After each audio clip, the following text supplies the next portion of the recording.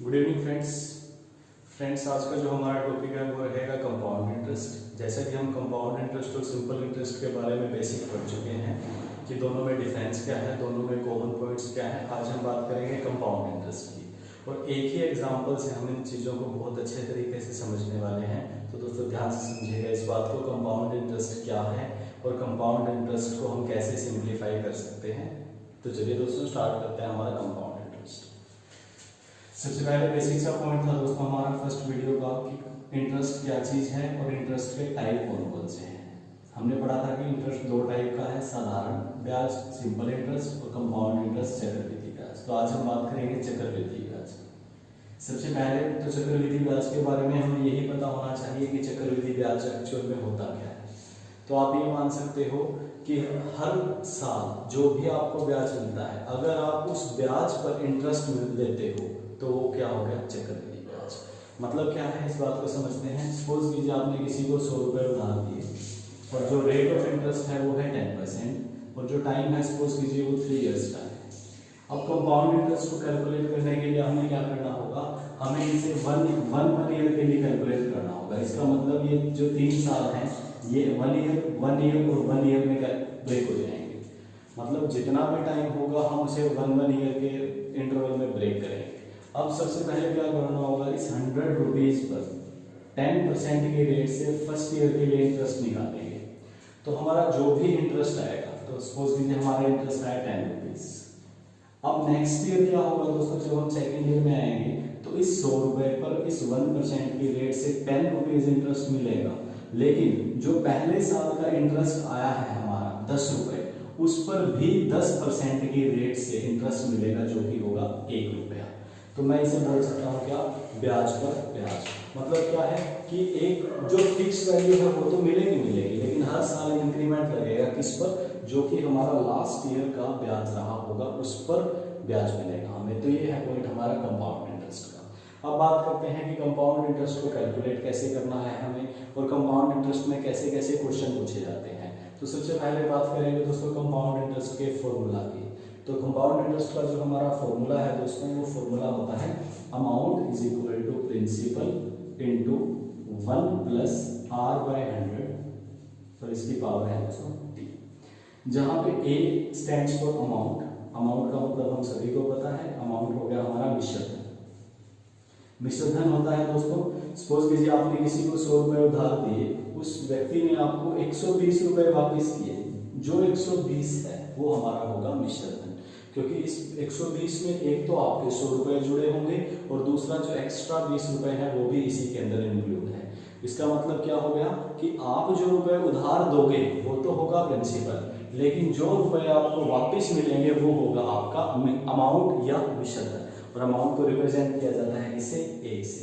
A stands for amount, then P stands for principal. Principal का मतलब क्या है, जो रुपए हम उधार देते हैं, जैसे 100 रुपए उधार दिए।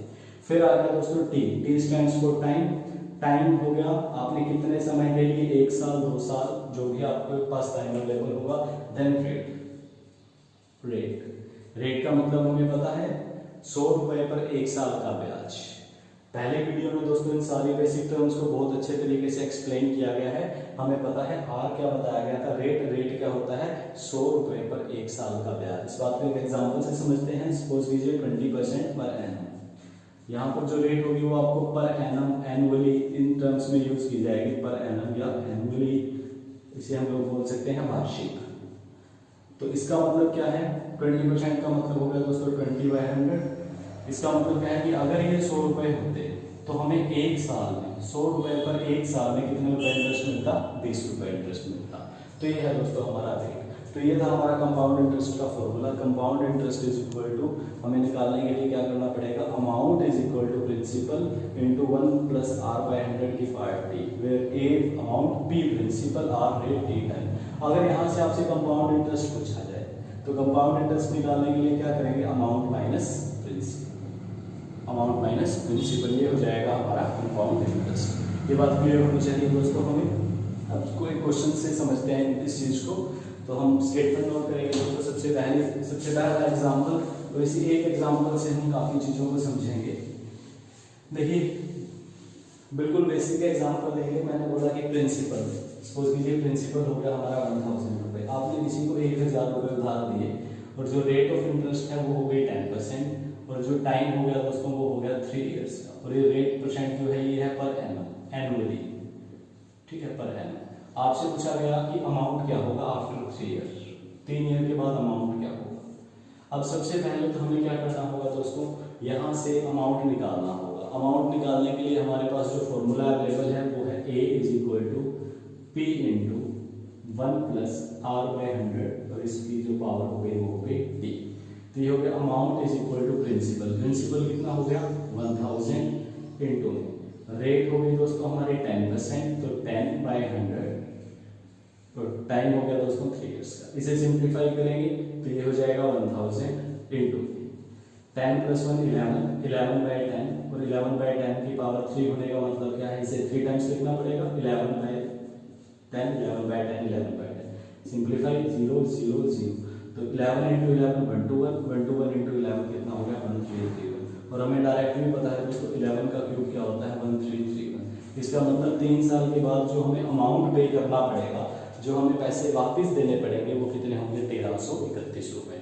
अगर इसी यहाँ से पूछ लिया जाता है कि आपका कंपाउंड इंटरेस्ट क्या होगा, तो कंपाउंड इंटरेस्ट के लिए अभी हमने फॉर्मूला नोट किया, compound interest is equal to amount minus principal, that is equal to 1331 minus में 1000, दैट इज इक्वल टू 331। इसका मतलब हमें जो इंटरेस्ट पे करना होगा आफ्टर 3 इयर्स वो कितना होगा 331 रुपए।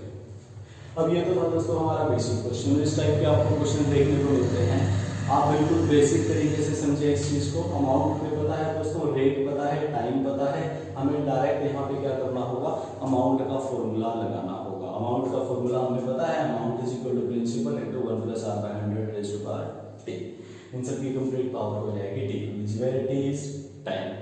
अब ये है बिल्कुल बेसिक क्वेश्चन। अब जो एग्जाम्स में दोस्तों थोड़े से एडवांस क्वेश्चन पूछे जाते हैं वो इसी टाइप से कैलकुलेट किए जा सकते हैं। हम सेकंड क्वेश्चन लिखते हैं दोस्तों, इस क्वेश्चन को दूसरे तरीके से कैसे पूछा जाता है ध्यान से समझिएगा। क्वेश्चन है आपके पास कि प्रिंसिपल हो गया दोस्तों 1000 रुपीज, आर हो गया 10% और जो अमाउंट आ गया वो 1331 रुपए आ गया। आपसे पूछा जाएगा टाइम कितने ईयर्स है, टाइम इन ईयर्स बताओ। कब प्रिंसिपल 1000 और जो अमाउंट हो गया वो 1331, रेट हो गई आपकी 10%, हमें बताना है दोस्तों टाइम क्या होगा। अब टाइम कैलकुलेट करने के लिए भी दोस्तों हमें कोई फॉर्मूला चेंज करने की जरूरत नहीं है, आप इसी एक फॉर्मूले पर बहुत सारी चीजों को कैलकुलेट कर सकते हो। कैसे, देखिए सबसे पहले लिखेंगे अमाउंट का फॉर्मूला। अमाउंट का फॉर्मूला क्या हो गया, principal into 1 plus R by 100 power, ठीक है जी। अब एक बात समझिए, amount is equal to principal. अगर मुझे यहाँ से रेट की वैल्यू निकालनी है तो मैं इस p को यहाँ लेके आ सकता हूँ, तो amount by principal is equal to कितना हो गया 1 प्लस R बाय 100 की पावर, वैल्यूज पुट करेंगे तो ये हो जाएगा हमारा 1331 बटे में 1000 इज इक्वल टू कितना 1 प्लस R कितना हो गया 10% divide by 100 raised to power t। Simplify करेंगे ये हो जाएगा हमारा 1331 बटे में 1000 बराबर हो जाएगा 11 बटे 10, सिंप्लीफाई करने के बाद 11 by 10 raised to power t। अब देखिए ये दोनों टर्म्स इक्वल हैं, तो यहाँ से मैं एक बात समझ सकता हूँ कि अगर मुझे t की वैल्यू निकालनी है, अगर मुझे t की वैल्यू निकालनी है तो मुझे यहाँ पे पावर बनानी पड़ेगी। और अभी हमें पता चला कि 11 का क्यूब कितना होता है 1331, 10 का क्यूब कितना होता है 1000, ये चीज हम जानते हैं, बेसिक क्यूब्स हैं दोस्तों ये।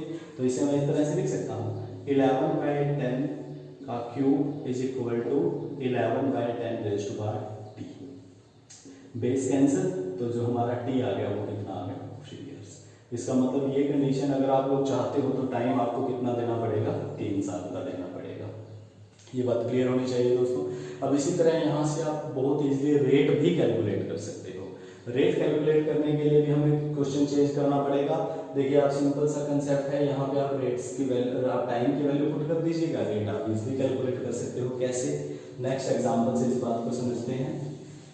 देखिए अगर एग्जाम्स में रेट पूछा गया आपसे तो दोस्तों रेट पूछा जाना, टाइम पूछा जाना बहुत आम सी चीज़ है और ये बहुत अच्छे क्वेश्चन हैं। स्टूडेंट्स इन चीज़ों में काफ़ी कंफ्यूज रहते हैं क्योंकि हमें जो मेथड पढ़ाए जाते हैं दोस्तों वो बिल्कुल बेसिक मेथड हैं, ट्रिकी मेथड बता दिए जाते हैं जहाँ से आप इंटरेस्ट तो इजीली निकाल सकते हो, लेकिन वो मेथड डिपेंड करते हैं किसके ऊपर, रेट के ऊपर। जब तक आपके पास रेट नहीं होगी तब तक आप ट्रिकी मेथड को स्टार्ट नहीं कर सकते। लेकिन यहाँ पे अगर आपके पास कोई भी टर्म नहीं है तो आपके ऊपर कोई इफेक्ट नहीं पड़ेगा, आप बहुत इजीली उसे सोल्व कर सकते हो।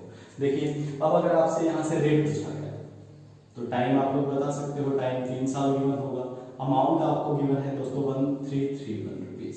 आपसे पूछा रेट पर एनम क्या होगी, तो अमाउंट का जो फॉर्मूला है, अमाउंट का फॉर्मूला हो गया प्रिंसिपल इंटू 1 + r/100 की power t। Amount by principal that is equal to 1 + r/100 की पावर t। क्या किया, इस p जो यहाँ पे मल्टीप्लाई था उसे ले डिवाइड में। अब देखिए अमाउंट की जो वैल्यू है वो क्या है, 1331 बाय में 1000, प्रिंसिपल 1000 हो गया। आप लिख सकते हो 1 + r/100 और जो टाइम आ गया वो कितना आ गया, 3 आ गया।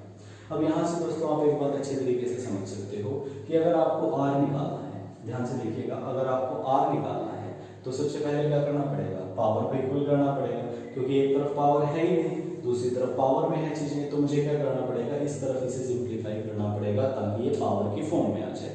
तो इसे मैं लिख सकता हूँ 11/10 का क्यूब, अभी हमने पढ़ा ये 11/10 का क्यूब है, इस इक्वल टू कितना हो जाएगा, अगर मैं इसे सिंप्लीफाई करता हूँ तो ये हो जाएगा 100 + r/100 की पावर हो जाएगी दोस्तों 3, तो पावर से पावर कैंसिल हो गई।